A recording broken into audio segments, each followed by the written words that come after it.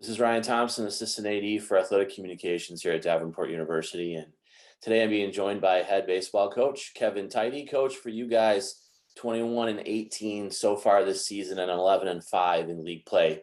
Kind of assess how the season's gone in your mind so far. Well, we definitely challenged our guys early. A lot of people have us listed in the top 5 to 7 in strength of schedule. So, 23 straight road games, and we figured out we traveled over 10,000 miles in 6 weeks. So, we definitely challenged them. Had a kind of a rough start, didn't really play that well. But we've been getting it going a little bit here in the last couple weeks, and we were, kind of expecting that we would get it going here eventually. Yeah, you talk about getting it going offensively. An incredible series against Saginaw Valley State.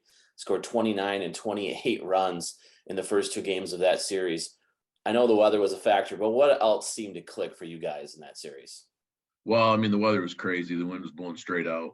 And generally in the history of our program, when the wind's blowing straight out in any capacity, that's a good thing for us because we, have a pretty powerful lineup in years past. So, I think that consistency has been a big thing, though. During the first part of the season when we struggled, we had a lot of games where we'd have 2 or 3 guys hitting and 2 or 3 guys weren't hitting. And this weekend and the last weekend, 1 or 2 guys still struggling, but we had 7 to 8 guys batting pretty consistently through the lineup. Taking a look at some of the pitching for you guys, Derek Eddington, talk about him. He's a guy that hasn't really been showcased in the last couple of years, but this year as a senior has really emerged as the ace on your staff. Well, super proud of Derek because, when Derek came here, we had huge expectations for him.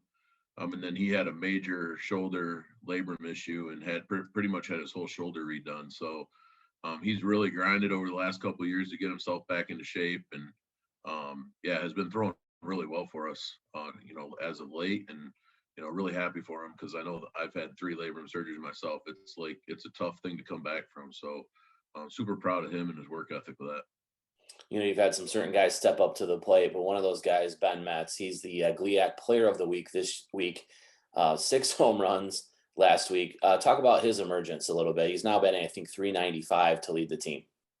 Yeah, Ben's an ultimate grinder. Competitive, dirt ball type guy. You saw it a little bit at the end of last year. He battled through some injuries last year, and has battled through some this year too. He was out for a week and a half with a concussion, and has had an ankle injury last year where he pretty much played the conference tournament and the regional on one leg, and just tore it up. So, that ankle's even still bothering him now. So, to see what he does, shoot, the other day he played, had a little flu bug and carried us. It was pretty much Michael Jordan game for him.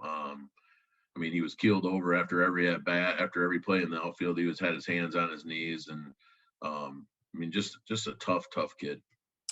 That Wayne State series, you look back on it, you're chasing them right now. They're 2 games up on you in the GLIAC standings for first.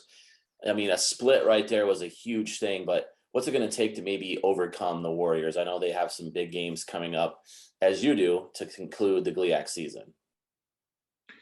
Yeah, we're trying to play one game at a time. We try to say one pitch at a time even, So, we can't really control what Wayne State does. We obviously need some help from somebody to knock them off a little bit.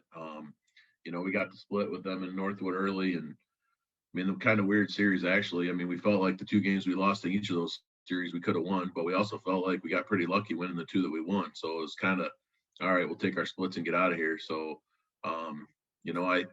we can't really control what's going to happen with other teams. We can only control what we're going to do. So, we got to make a good run at it here in these last few conference games and see what happens. You guys have an opportunity to come back home this weekend. You haven't been at home since the beginning of the month of April. Indianapolis coming to town. What can you tell me about the Greyhounds?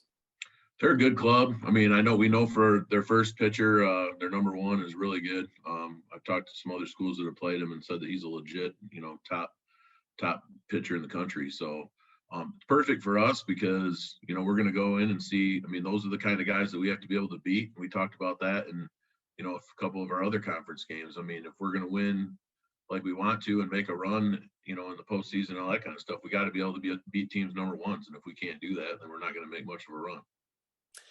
Well, thanks for joining me here today, Coach. Again, come on out to the farm on Friday, 2 o'clock, first pitch in that series against Indianapolis. Good luck this weekend.